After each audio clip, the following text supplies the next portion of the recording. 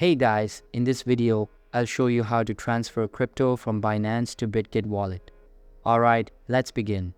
First of all, open the Binance app on your mobile device and make sure it is updated to the latest version available. After that, tap on the portfolio icon located at the bottom right corner and select Takeout. Now, tap on Withdraw and search for the target crypto that you want to transfer.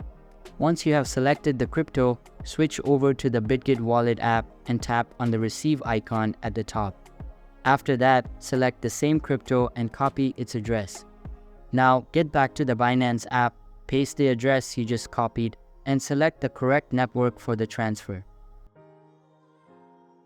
Once done, enter the target amount you wish to send and tap on Withdraw to initiate the transfer.